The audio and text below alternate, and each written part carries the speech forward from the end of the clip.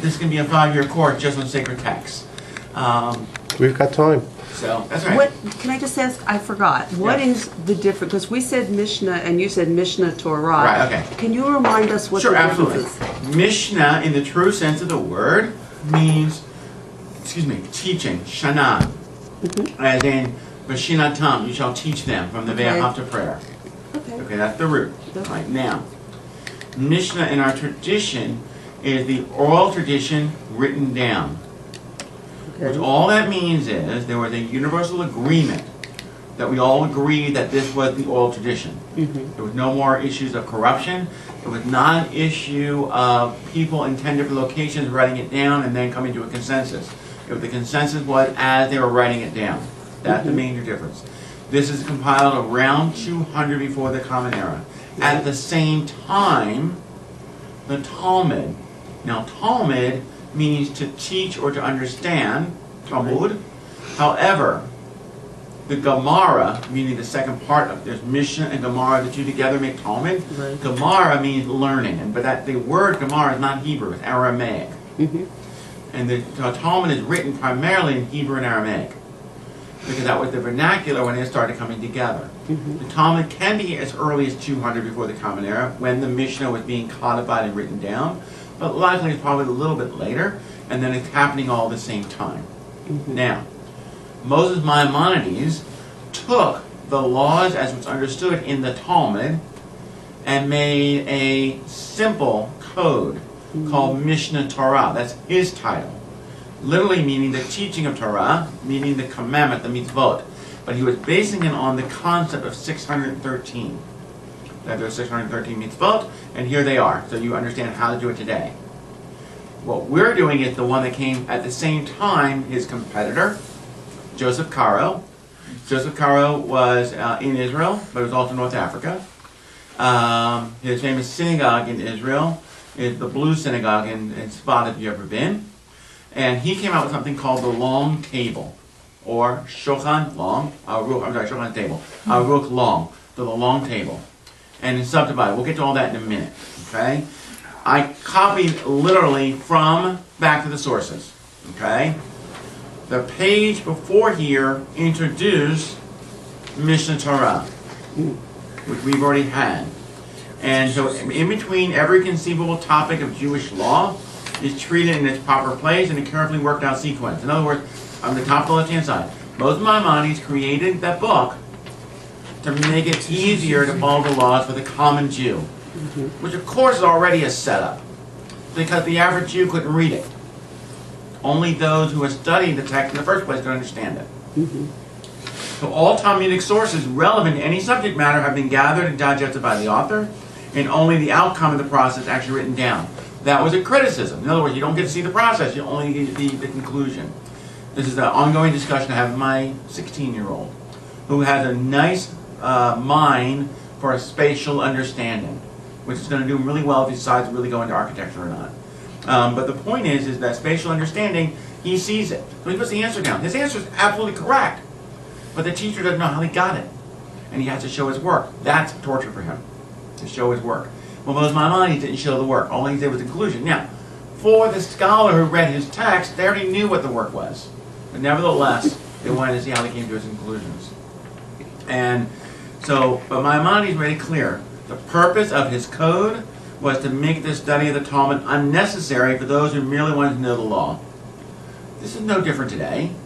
The law says that a woman has the legal right to choose if she wishes to terminate her pregnancy. Roe v. Wade. All of the arguments in it, the average person doesn't care or want to care. The truth is, the argument in it is what has allowed the states to put certain limitations on a woman's right to choose. Okay? Now, so the Mishneh Torah was very impressive. A century later, so about 100 years after Moses Maimonides, was the Shulchan Aruch by Rabbi Joseph Caro, 1488 to 1575. Actually a digest of Caro's own commentary to an earlier, more elaborate code. The Shulchan Aruch aims at giving a simple statement of the law as it affects the life of the ordinary Jew. Those who enter the banquet hall of Torah, so he has this picture, that you're entering into a feast, and there's a long table. But that long table has 4 smaller tables to make the long table. And the 4 smaller tables have names. Or Chaim, Eben Haezer, we'll get to that in a minute. The point is, each table, subtable, deals with an aspect of Jewish life, Jewish ritual, Jewish behavior. So that the average person can go, all right, do I boil eggs if I see blood in it? No. You know, that's simple stuff. Now, why would you need this? The premise was, not every community is going to have a learned individual that you can go to ask these questions. Or, as with law school and rabbinical school, identical, we're not told all the answers. We're told how to look them up, and how to find them, and how to ascertain. So one of my projects for my sabbatical next summer is I'm going to do some research and produce something. And I was thinking along the lines of family education. I'm getting away from that very quickly. Because of all of the political vitriol and because of all of the issues of security and safety, I'm really seriously looking at text and studying that because I enjoy that stuff anyway. This morning, theadvocate.com, I don't know what the organization is, I need to look it up, it's a little bit more. Orthodox Rabbi forbade his congregants from participating in vigils for the dead in Pittsburgh. And the reason is because the bris that was taking place, the shooting was God's punishment because the bris was the child of 2 gay parents. Now, I don't know if that's true. I don't know. But, you know, we always laugh at when the Bakakta ministers or pastors, you know, well, you know why Katrina hit New Orleans? Because of the gay life there. Or why does Sandy? Because Jersey allows same-sex marriage. Okay? Now, it's not so funny when our own idiots are doing it. And so it begs the question, you know, what does Jewish law really say? And that's why I'm leaning toward that, because A, it's more fun, and B, I like going, see, I told you, but that's okay. Anyway, but unlike Maimonides, though, Caro simply ignored all areas of the law not currently applicable. So Maimonides still included in Mishneh Torah, which we did not go through, all the steps of the sacrificial cult. Caro ignores it completely because it had no relevance in the world which they live in. It does not mean that he has rejected the messianic hope that's ideal within traditional Judaism. It just means that it's not applicable to the everyday Jewish life.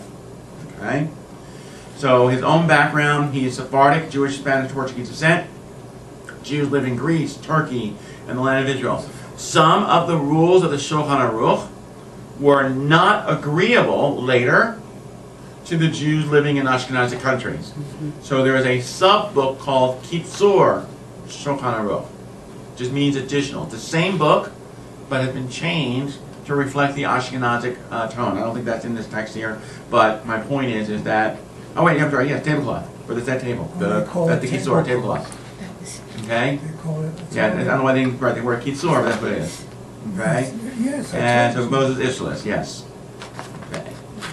So that's just a brief introduction. We're going to get more introduction in a second. I just want to give you the text from your primary text. Now, when you turn the page, and there's a blank page on your side and a solid page. Only because I didn't want to waste Before it. you continue, you had mentioned that your son was maybe going to architecture. You're contemplating it. You know what their project is when they graduate? No, They build an institution for their parents. that's very bizarre. And weird. Ours is under construction. So the answer is I don't know. He has the math skills, he has the spatial Yeah. skills, but academically he's challenged, so he's got to figure out what that He'll means. figure it out. He'll figure that out. Forgive me. Sorry. I'm dealing with a funeral, and I just want to make sure it's not for Mary yet. All right. Heather Kalish, member of our congregation, her biological father died this morning, and so I get to make pilgrimage to the island tomorrow. Way out in the island. But at least it isn't today. Originally, they gave me the call on Friday, and they said, it'll be any minute. I said, okay, well, let me know when it happens. Of course, it just happened this morning. They said, well, maybe Sunday. I was like, no.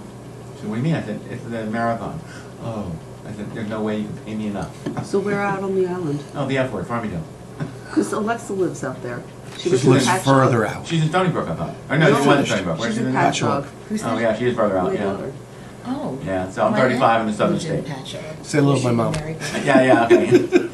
Not a trip. Beautiful. Every time I go to Paramus, to Cedar Park, That's God's country. my former senior rabbi's parents are buried. I Cemeteries buried both of them. And so I know the grave, only because it's so easy, and I know exactly where it is. So I took a picture. I take a picture every time. I go, your mother says your hairline's receding. Your father says, every time. That's our ongoing thing. So I'll say hello to your mom if I see her. Anyway, if I do see her, I'll say more than hello. Oh boy, I'm in trouble now. Anyway, the Shulchan Aruch. So ask the average Jew where to learn about Jewish law, and you'll probably be sent to the Bible or the Talmud. And I'm not going to read all this, but I just want you to understand. So the Talmud's complexity, there's a typo here, it should be Hanukkah Menorah with a space between them, besides the point, is it tells you about the Mishneh Torah, and then Jacob ben Asher, who wrote the Arba Turim, or the Torah for short, in practical area of Jewish law. But so the idea was having a Shulchan Aruch by Joseph Caro. And so what he wanted to do was write a commentary, the Arba Turim. The Shulchan Aruch is modeled after the Arba Turim, or the Tur, meaning the 4 subtables. Okay? And again, I don't even, you can read through all this, but the subtables, if you go where it says turn the page, that's really more important. So it's 4 categories. The first is called the Orach Chaim. It's laws relating to prayer, Shabbat and holy day observance, and other rituals of everyday life. What I call the laws of Jewish behavior, when it goes to the rituals of our lives. Versus the Yorei De'ah are what we call the daily matters. Laws of kashrut, tzedakah, conversion, other ritual matters. So one is like higher ritual, the other is lower ritual, if you will. Right? We're going to look at examples from all 4. Eved HaEzer, laws relating to women in marriage, that's it. And finally, unfortunately, it doesn't always translate well in English, but it's Choshen Mishpat. The H has a dot underneath it. Civil law. In other words, laws interacting outside of your rituals. Lending money, renting and buying home, worker-employee relations, and so forth. And then each of these 4 sections is called a siman, or simanim, and so, or se'ivim. So I can be looking at siman 1, se'ivim 4. And I'll show you that when we get to the first one. I took it really simple, 1-1, but you'll see after that. And it tells you straight out. There's no, it doesn't give you the why, it just gives you the answer. Okay? And the reason for that, it was simply designed to be a source book to get your answer so you can do what you needed to do. Later on, it will get its own commentary, but that's really more modern. It's not for this period at all. He was a mystic, as I say, he was very much into Kabbalah, living in Sfat, which is a hotbed of it. Mm-hmm. And so he always had the ideal of, by following the laws, you get the ultimate vision of the divine.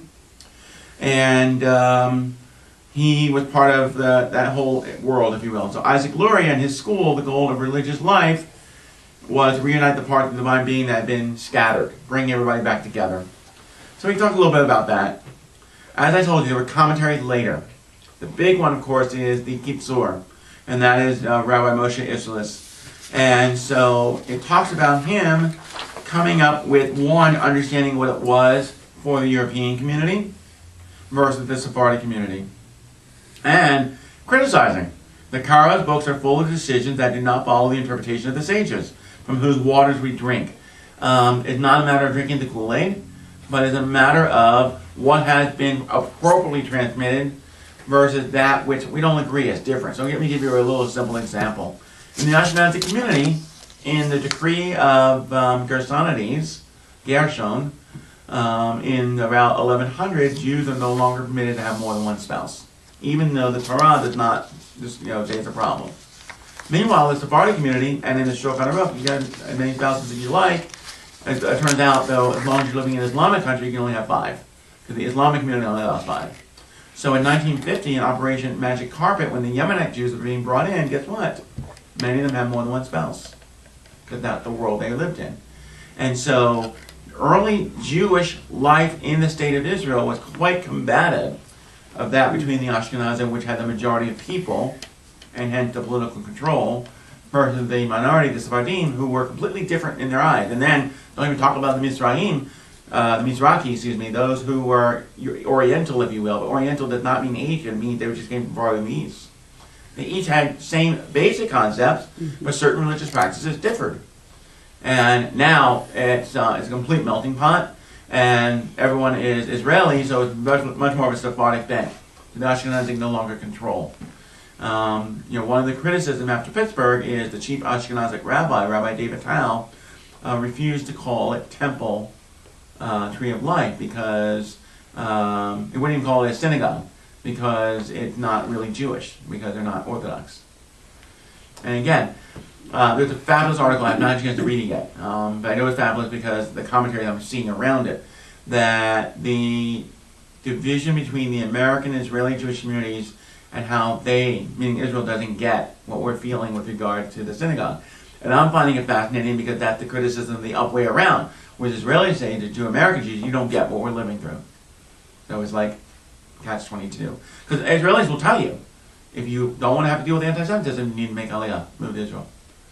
Okay, that's great. I don't have to worry about anti-Semitism. I just have to worry about everybody wanting to kill me. Right, I don't have to worry about it. But that's the goofy argument about it, though. It really is very goofy. Okay. The Shulchan Aruch, though, got most of its legitimacy later on when people gave it value by including it as direction of commentary. If you remember when we looked at the Talmud, you have all these notes on the margin. This started now to appear. Okay? And the Mishneh Torah, which we will get to later, we haven't gotten to yet. The Keith Torah Shulchan Aruch later on, which summarizes the work and makes it even easier. And the influence basically is, it has now become a primary textbook. I used it for my thesis, where I would see how the sources came from the Talmud to this. Sometimes it's verbatim, sometimes it's been modified just slightly. We'll take a look at that. So now, we're going to, that's an introduction. Is it a very thick book? When you put all 4 tables together, it's about yay thick. Okay. But individually, the tables are not that thick. Okay?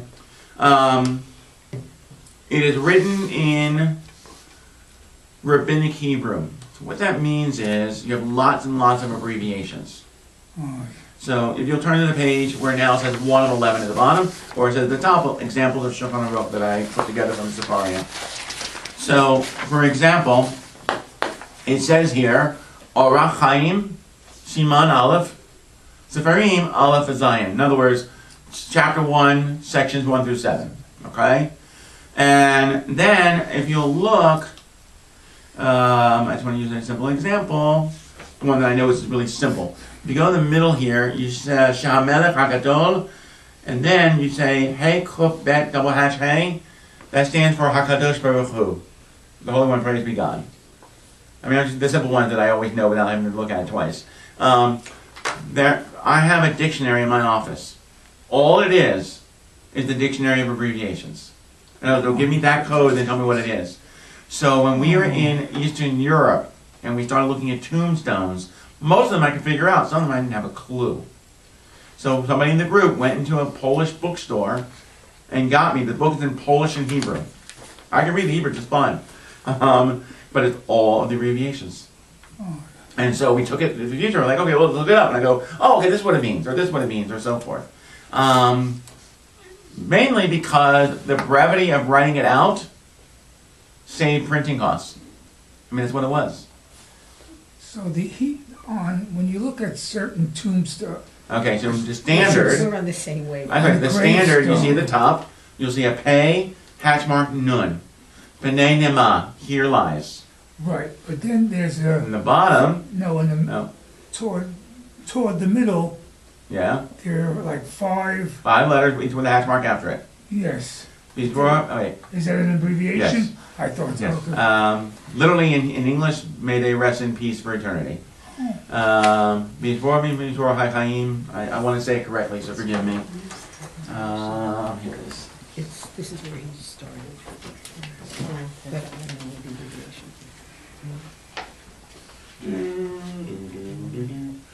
Let's see, at the grave rule level. Because on Facebook, people are always asking for help. Oh yeah, no, I help a lot on that one. Gravestones. Carving it all the time. And they show you ones that barely recognizable that one. There's a Right.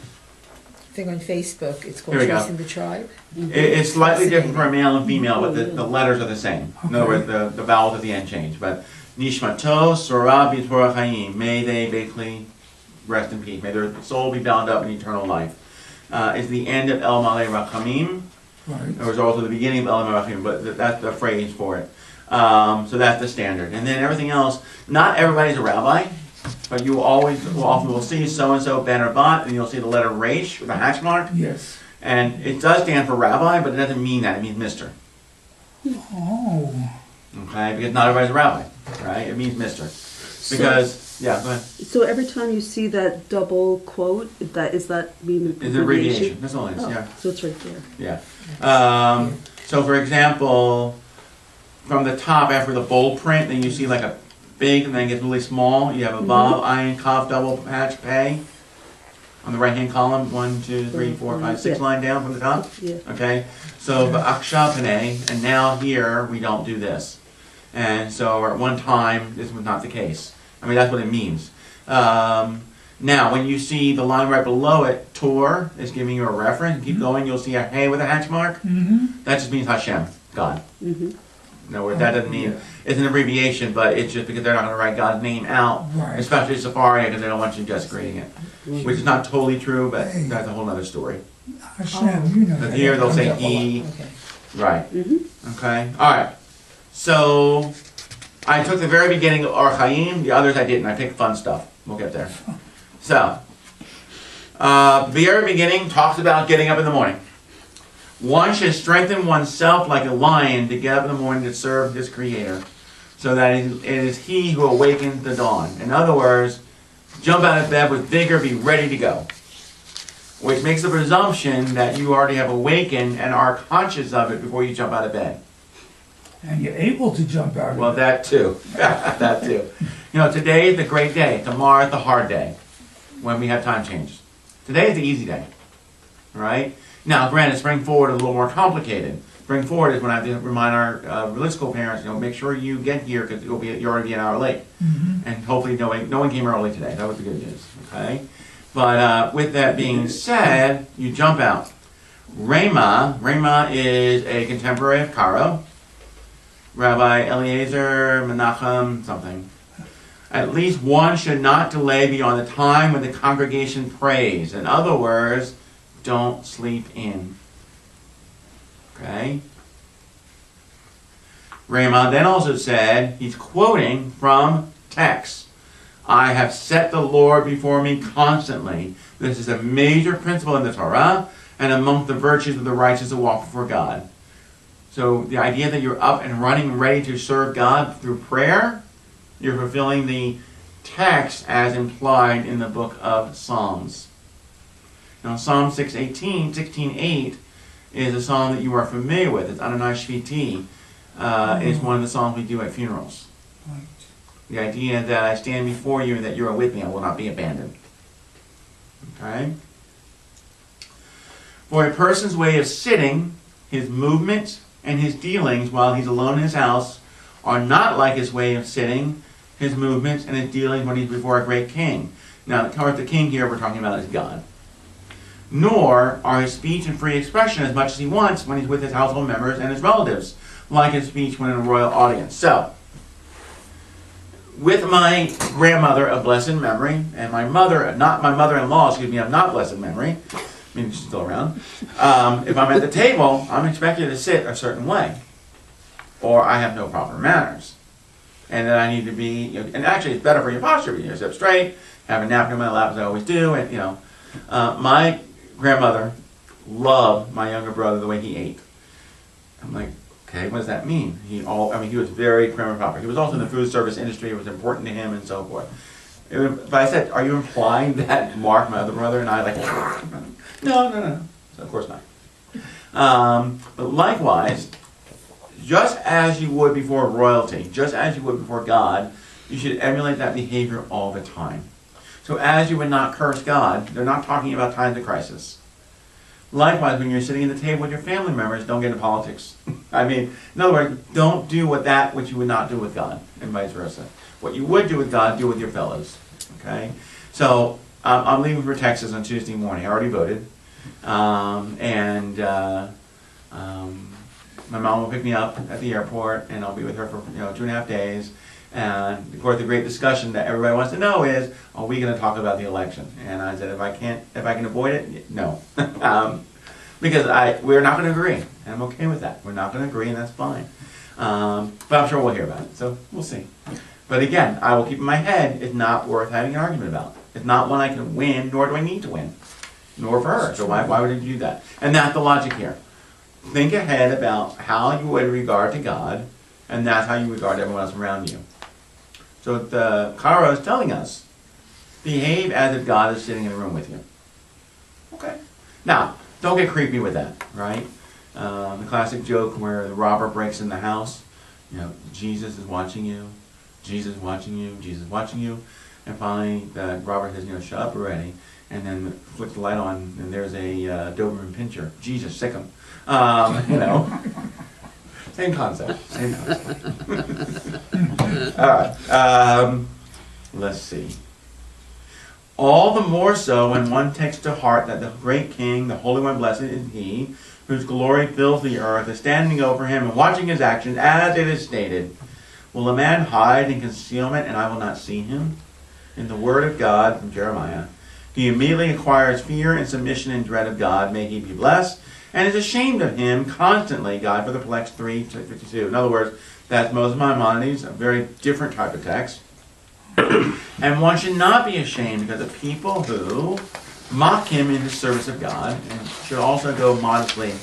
In other words, there might be, I'll use our nomenclature of our president. There might be bad hombres out there, but you shouldn't let them be your problem. Your problem is serve God and be the upright person you can be. And when he lies on his bed, he should know before whom he lies, and as soon as he wakes up from his sleep, he should rise eagerly to the service of the Creator. Okay, great. May God be blessed and exalted. That's number one. That's it. It just simply says, be eager to serve, don't pay attention to anyone else around you, and when you're serving, your everyday life to be as if doing the same thing, regardless of what the situation is. Number two, one who arises to supplicate before his Creator should aim for the hours when the heavenly watches are changing, which are at 1/3 of the night, and the end of 2/3 of the night, and the end of the night, for a prayer which is offered at these times regarding the destruction of the temple, and regarding the exile is favorable. So what are these time frames? The 1/3 of the night is at dusk as the sun is setting. The second third of the night is, there are those who will waken up at the midnight hour, regardless of its actual third. The idea is acknowledging. Now this contradicts, though, Moses Maimonides, remember? What did he say, 8 hours or 6 hours or what it was? 8 hours. Right, and so you should not be interrupting with prayer. And then the third watch of the night is sunrise. Traditional community try to have morning prayers as close to sunrise as possible, so that one can say the Shema first thing in the morning as it's traditionally taught, so that they can go on to their daily tasks. So that was that. What was the middle one? Dusk? Midnight. Oh, the first one is dusk. Second one is midnight. Third is dawn. Okay. Now, where the midnight one does come in, and the problem is we don't have the author to ask. On Shabbat, supplication does not have to be just words. Supplication can be other righteous acts. On Shabbat, if you're married, having sexual intercourse at midnight, i.e. the second watch, for the purpose of procreation, is a quadruple mitzvah. Oh, no, it's a quadruple mitzvah. Well, it's a double mitzvah trying to have procreation anyway. On Shabbat, it's a double. So quadruple. Oh, I was told... I just don't know who keeps track of these. I just wanted to be clear about that. I was told When do we get to a grand slam? Just three, I never heard of the four. Well, that's okay. Look what I mean, we there missed. is a really uncomfortable aspect of this, right? The uncomfortable aspect is that when one is procreating, there are three parties involved. Right. Man, woman, and God. Right. So when I first learned it, I said, excuse me, there he is God a peeping Tom, and what the hell's going on? Right? No, it's the divine presence. Again, I mean, What but it's about basically... Rosemary's Baby? Well, The three okay, of them. we're not looking at it that way, but yes. The idea of the devil or Satan, the archangel being present. It's mine, not yours. I mean, that's the premise behind it. And again, religiously speaking, the baby is not ours, it's God's.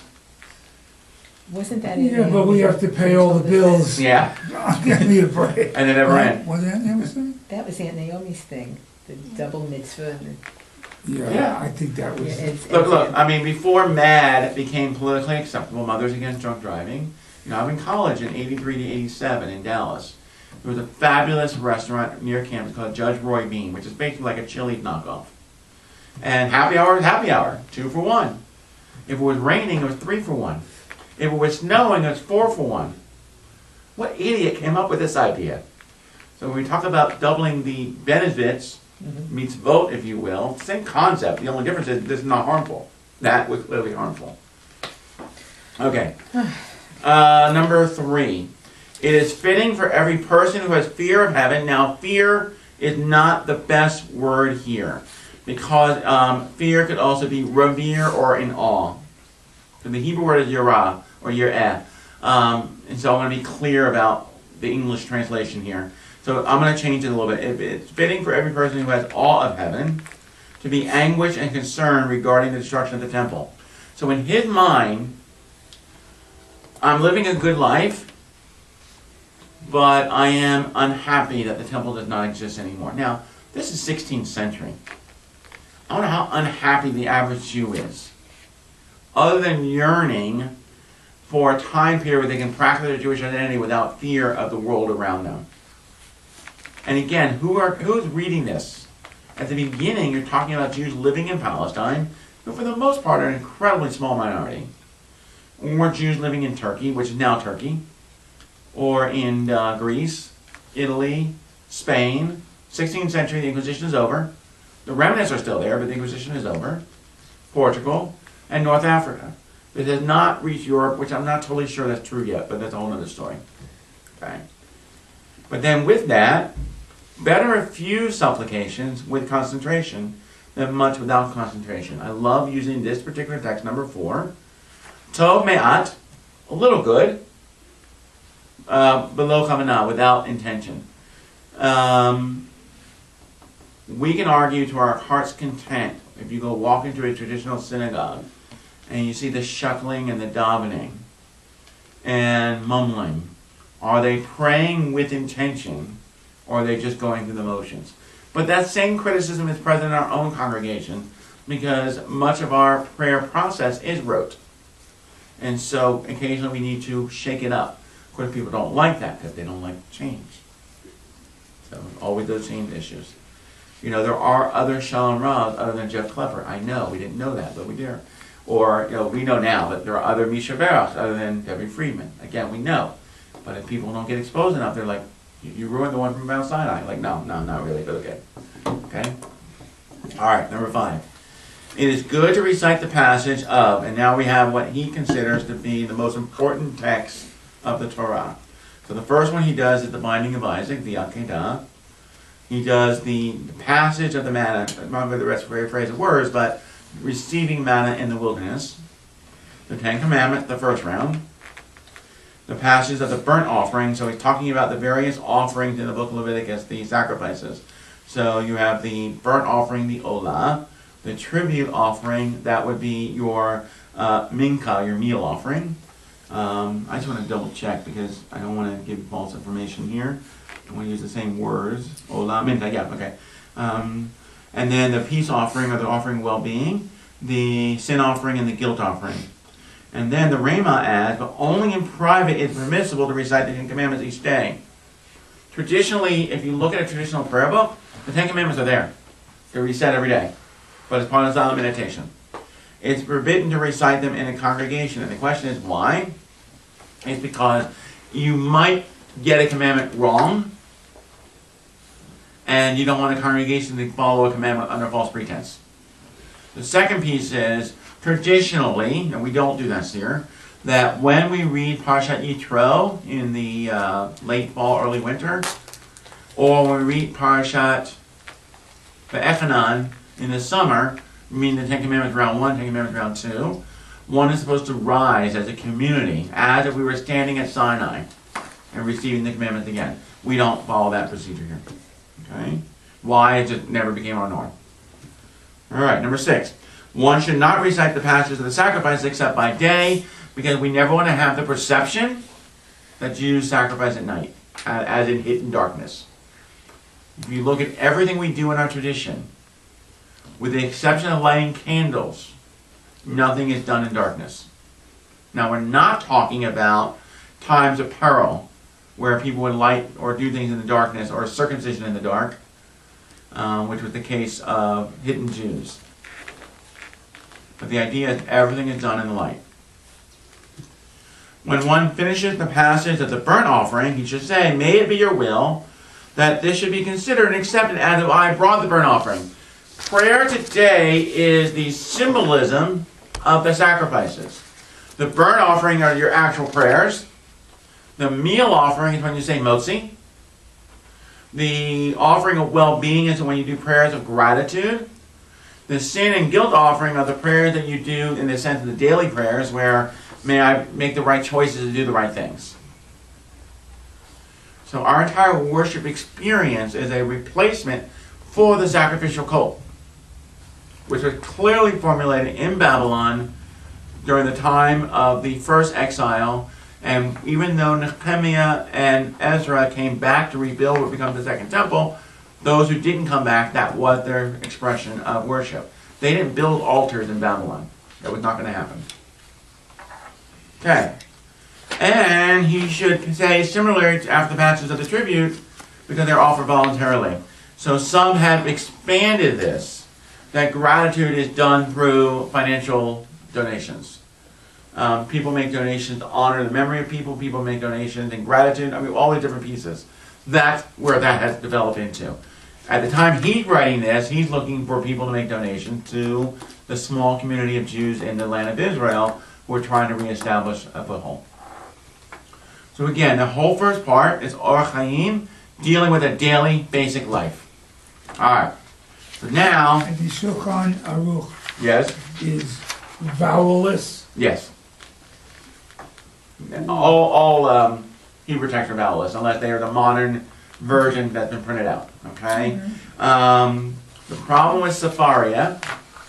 So if you don't know what Sepharia is, Sepharia.org is the largest online repository of Jewish texts, and they're updating it constantly. I personally support them by making donations to them because this is such an incredible resource. I wish we had 30 years ago, but obviously it didn't exist yet. Because a lot of this stuff I have the actual text. And especially for teaching when I want to get side by side. So Sepharia is free. You can set up an account. You can make your own source sheets. But you also, here's the challenges. You can do a search, but the search can only go so far. You do have to know a little bit about text. Otherwise, you're not going to be able to find stuff. And not everything is translated yet. They can do a little bit each time. Okay? So there were two sections I wanted to give you, but there was no translation yet, and I didn't have time to make translations. But the point is, reading without the vowels, that comes with practice. Okay? Yeah. All right. All right. Is there a melody also here? No, this is not chanted. Also, this is a straight read. Straight read. Straight Okay. read, that's good. And again, when you study this in Kabbalot, so if I were to do this with a partner, and he says, okay, you read number 3, I say, Ra'oy l'chol yiresh shamayim, shahaya mitzor v'do'ak al habron v'beit hamikdash. So, we see them each and every day, that you do with attention when you go, if you're at the Beit Mikdash. And then he would read the next one, and back and forth, and that's how it would work. That's God calling. And say, mine's on silent. I think it is. I don't know. No, it's my door. Yeah, mine's on silent. All right. So now we go to the next one. Yoreh De'ah. I only pick 2 things is there. And so Yoreh De'ah deals with kashrut, it deals with daily stuff. And so I decided to play with the piece about women and shochet. Here's the truth. And even Kara knew this. Some of the rules and regulations that you read about the Talmud implies a world where men are in charge. Okay, we get that. But the truth is, in the household, women were in charge. Everybody knows that. And so to minimize that is ludicrous. So here's a perfect example. All made slaughter, sheikh, at the outset, even women. There's nothing in the text that says a woman cannot slaughter. However, Rema says, there are those that say that women should not be permitted to shech. And we've already established a custom that women are not to shech. And thus the tradition holds that women do not shech. Now, what would be the reason why a woman cannot shech? Or let's in slaughter. If she is at that time of the month, Blood. therefore she's ritually impure. Therefore, by her ritual impurity, by handling an animal that she's slaughtering, she will then transfer impurity to that animal. Now, for the modern mind, that's ridiculous. Yes. Okay, but for the ancient world, it's not. And the ancient world is not that long ago. That's the scary part. Look, as I said in one of our classes, granted, oysters are not kosher. But what prompted that first person to open an oyster up and go, it looks like a large snot, let me taste it? We had the same issue with tomatoes. They thought Exactly, it they was thought tomatoes were poisonous. Okay? It's the same concept here. There was a false perception that the menstruating woman blood, being the source of life, was something that tainted them. Likewise, just so we're clear, in the laws of Shochet, Mishneh Torah now, Moses Maimonides, if a male is ritually impure, he cannot perform the act of Shochet until he goes and get ritually pure. And how's he impure? He erroneously had sex with a menstruating woman, he slept in the same bed as his menstruating wife, or he had a seminal emission. Now here's my question. Who reports? I mean, based on a great deal of self-reporting and honesty about that. I don't see a bunch of Jewish men going, excuse me, I can't come to work today, I had sex last night. What a great way to get out of a job. I mean, seriously, I don't know what it means. So it just begs the question. Which is why, by the way, especially the meatpacking plants, in all seriousness, is why it's men who go for several weeks at a time and slaughter every day and then go home. They're not with their spouses, so they avoid those issues. So, just looking at the word, I Yeah. guess the root. So a Schechter the name Schechter would be butcher? No, okay, Schechter is with a kaf, not a chet. Okay, I'm reading it in English. Yeah, no, I understand that, but you have to look at the Hebrew. So if you look at it, shin chet tav. No, tet. Shin chet tet. So if, Okay. But I mean, it could be related, I don't know, but I can tell you Schechter, when it's usually written with a kaf, not a chet. So I have a simple question they should have asked themselves. So if a man cuts himself shaving, is he impure that day too? No, because again, you're not talking about gushing, you're talking about a little nick. But if he's gushing to the point that someone said, oh my God, something's worse, he may be considered impure. But it's up to the ritual leader of the community. Back in the day, the priest, maybe the rabbi now, but it was never an issue. And again, the rules were different for men and women, I'm not going to lie. Yes. so if you go to the kosher butcher Right, and you bring home the meat right. and you kosher it at home Again, again, like my grandmother used to. and the person who's koshering it again is impure, Impure, right? There's a reason. They can cause what they're touching to become impure as well. That is correct. so does that make the meat Impure, by Treif? definition, yes. Treif? Even though it's, but see, treif in this case, no, it just means unfit. So it's not treif, which means torn, but it's tameh, impure, versus tahor. Wait, I'm backwards. I'm sorry. Tahor, impure, versus tameh, which means pure. So here's the thing. The truth is, no one checks because we don't have a sacrificial cult to follow it. And with the sacrificial cult, what are we talking about? We're talking about male animals. Unless you're doing a major guilt or sin offering, and that's the only one that requires a female animal, because you had to be, quote, punished. You had to suffer for it. The male animals, we don't care. Why? You only need one male, but you need lots of females. And that's the truth. So yeah, we know for a fact that there was nobody going around saying, okay, you. In a traditional household, the menstruating wife will do everything in her power to not contaminate. And I hate using that word because it's not what it means. But wearing gloves, something that should not be transferable. But again, I don't think people are checking. And if they are, they're just insane, in my opinion. Okay? But then we get from that, we're women because we're not sure, right? Slaves and anyone, even if you do not know that he does not faint because of shechting, even if you do not know if he's an expert that knows the laws of shechita, it is permitted from the outset to let him shecht, and it's permitted to eat from his shechita. In other words, if they're slaughtering the animal in a way that the animal dies quickly and the blood is removed, whether they fully understand what they're doing or why they're doing or how they're doing doesn't matter. It's perfectly okay. Why this is important? Because you're living in communities where not everybody is Jewish. And so sometimes you have to depend on others for your food products. Or if you're a person of means and you have a slave because you're squeamish about it, then it's okay. Okay? I love it when people, I love meat and all that. Okay, great, I'm happy for you, so do I. But have you ever actually seen a slaughter? And I think for some people, if they actually saw it, they probably would change their mind. I have not changed my mind. But I have both chickens and cattle. Not pretty, but I have full understanding that it did not jump out of its body into a styrofoam container at the grocery store. I know where it came from. But most of our generation that sees us, I don't know they fully understand that sometimes.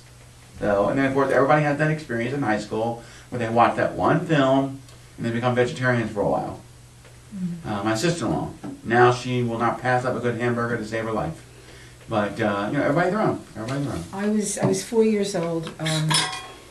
The summer of my 4th year. Yeah. My grandparents had a bungalow in the Right, Catskills, and I went with my grandmother and mother and aunt because the women were up there during the week Right. to the kosher chicken market, and my grandmother said I want that chicken, and they took it. It was in a courtyard. I can picture Yeah. it, and they stretched the neck. Right. No. And went, Yeah. and then they threw it down on the ground. Right. And the expression running around like a chicken. Yeah. Because it That's still exactly moves. what it does. With The the neuro- blood gushing Right. out The of it. neurological reaction. Yeah. It was just, Probably incredibly traumatizing. it was incredibly traumatizing, especially because when we got back to the bungalow, my mother and my aunt, my Started mother plucking. at that time was 21, my aunt was 19. And they took the chicken, it was already plucked. Already plucked. Okay. And yeah, Who plucked it? still had its legs. Well, there's a guy who plucks the Yeah. chicken. At the The store. chicken plucker? And a Yeah. chicken plucker. I talk about a dying industry. I'm sorry. Yeah. And they held it up and they said, Susan, this is Henry the chicken, dance Henry.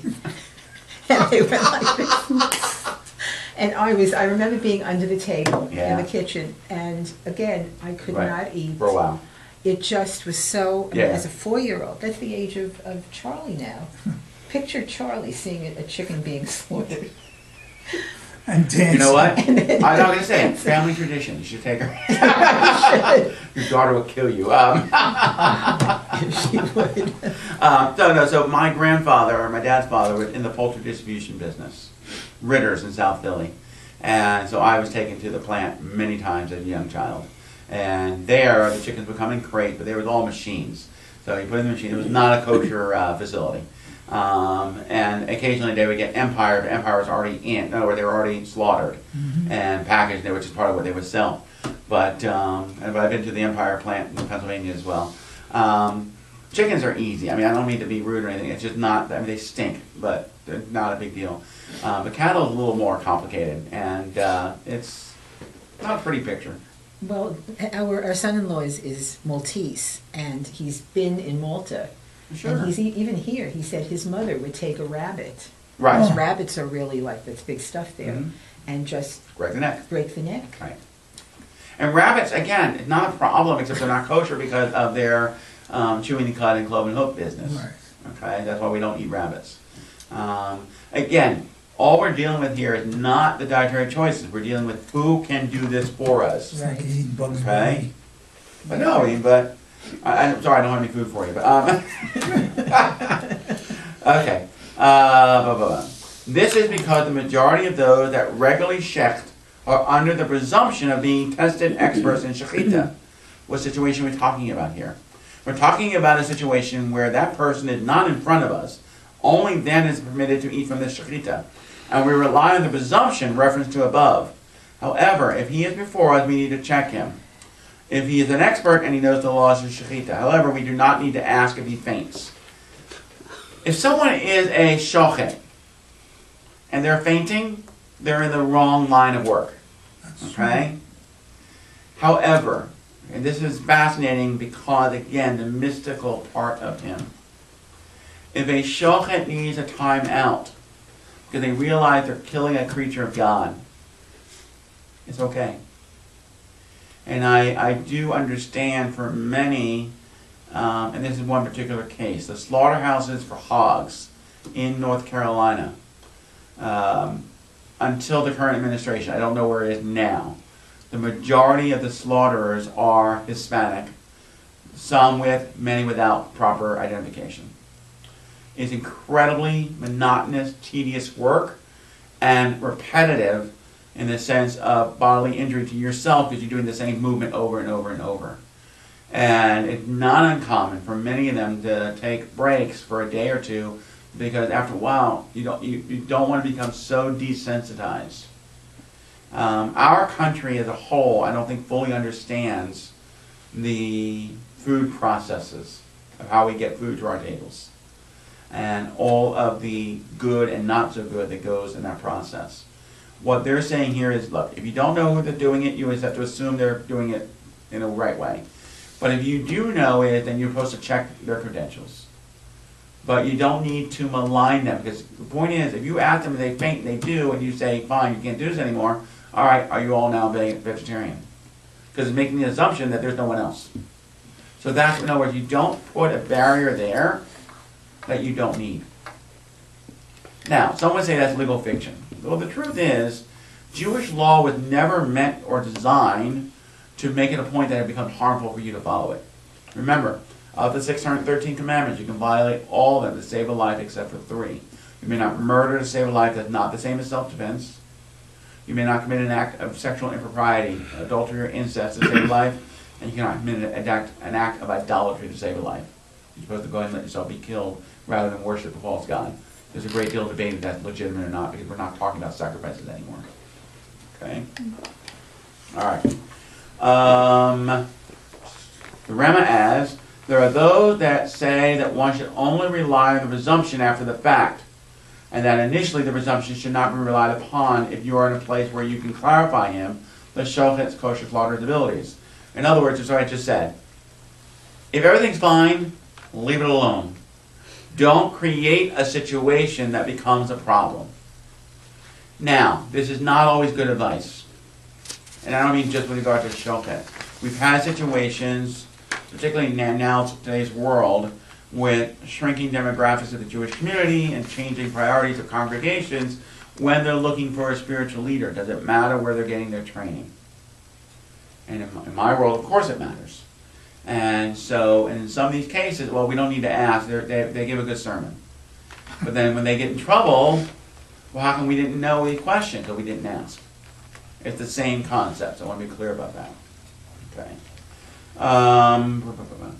All this applies to those that are not proficient and need to know if this shochet is proficient. In other words, I don't have the skills, but I need to know that you do.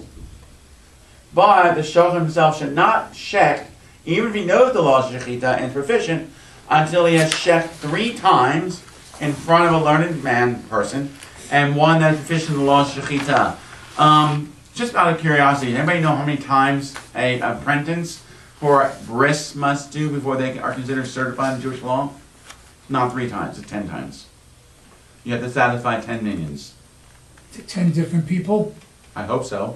Well, the same person. No, I'm talking about the witnesses. Oh, I thought you meant... No, I'm sorry.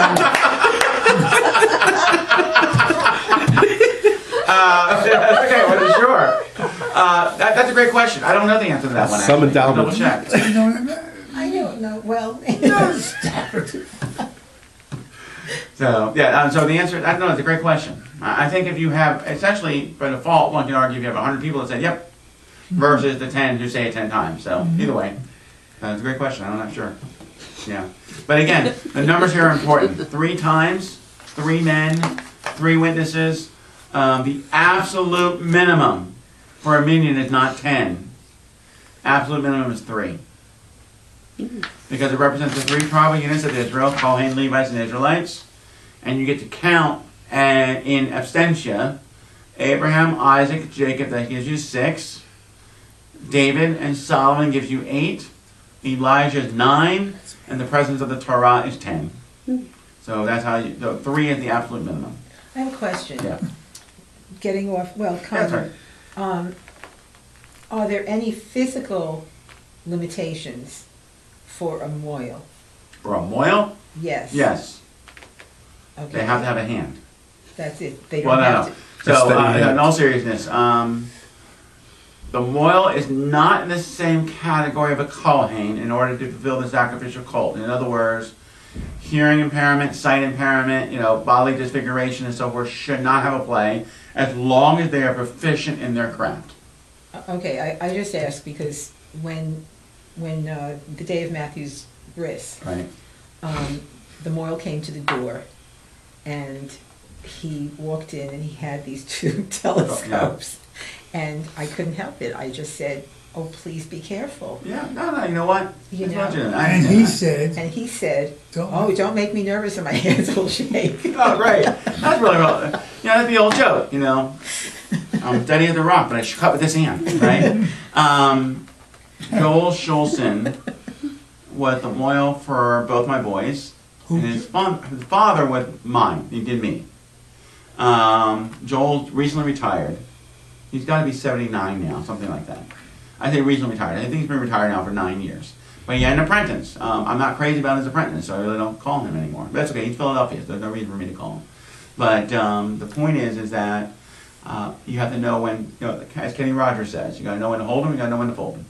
And but yeah, it's legitimate questions and concerns.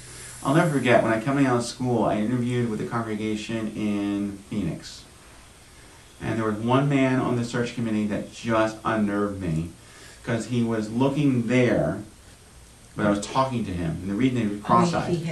And I was really finding it hard because I'm a facial person, and so it was interesting. So yeah, so the answer is, if they can they're proficient in their skill, then there is no physical limitation, as long as they're proficient in their skill. Yeah, he was proficient. He was. But he had a card, we still have it in one of the kids' baby books. There was a scalpel, and his name was Cantor Aaron Lieber. Have Moyle Messer will travel. There you go. Which was kind of cute. And what did he carry? A brisket? Right. he was from Lakewood, Lakewood. From Lakewood. Ah, the Holy Land. the Holy Land of our Yes. people. They have to have a good sense of humor. Oh yeah, I mean please. And I always tell families, even today with social media and so forth, if any moral is really worth their credit, you will not be able to take videotapes or pictures while he's cutting, or she is cutting. One is a liability issue, but two is, you know what, that kid does not need to see this later in life. Nobody needs to see it. I mean, I watch it. No. Ed's aunt used to do circumcisions. She was a physician. Okay, yeah. And in the hospital, if it needed to be done, she would be there. Exactly. I'm going to check YouTube on this later today. Oh, there might be one or two on there. I'm not saying. Oh, no, there's no, not. because we were videotaping my sons. They asked to discreetly videotape away when we got to that part. Right. Okay. But I didn't know. The Moyle turns to me and asks me if I want to do the circumcision. Okay? Right. At the bottom. And I said, I didn't know it was a do-it-yourself. I would have done some reading. No, the answer is yes, because Abraham did his son Isaac and Ishmael. Therefore, you're supposed to do your own child. And if I And had I'm some confident practice, that your wife, like my wife, would not let you anywhere near your son with a sharp object. That's right. So, but I mean, I give Sam full credit because both Joe and David were cesarean birth, and she stood right next to me for the whole procedure. And I told you, you don't have to, but if you want to, of course. But I wanted her to be comfortable. She was fine. So the worst was my nephew, my oldest nephew in Chicago. The moil was horrible. He just took too long. And then afterward, their only question to me, is he okay? I said, he's fine. No, is he okay? I said, his penis is fine. He's an infant. He's not going to be that big yet. Relax. Like, give me a break. It's like Rabbi Mesa. moms are really worried about these things, you know? Yeah, well. Rabbi Mesa? Rabbi Mesa from South River. Uh-huh. He did probably everybody's kid for 35 Forever, yeah. years. Yeah. But he always put on a show. Well, that's part of their shtick. It was Yeah. a show. Yeah. So, and mainly to keep people calm and relaxed. And I Yes. get that. Because, I mean, I get it. It's very traumatic. A good moil, from the time they hold your baby to the time it's done, if it's a minute, they're fantastic. And I use an OBGYN, Sandy Wolstead over here in Homedale. I help train him or certify him. And he's phenomenal. Absolutely phenomenal. So, anyway, get back to this. So, the idea is that that they're proficient, okay? Therefore, before learning one, therefore we practice that a man shall not check without having obtained Kabbalah ordination. That's not what it means there, okay? Not a certification, not an ordination, from before learning one. In other words, the apprentice learns from the teacher, and then the teacher gives them their certification. And the learned one shall not give Kabbalah until he knows that he, the shochet, knows the laws of Shechita, and is proficient with his hands. In other words, don't just pass anybody who pays you amount of money. Make sure they know their craft. Okay? Therefore, we practice that all who come to Shech, we trust them initially, and we don't check them before or after.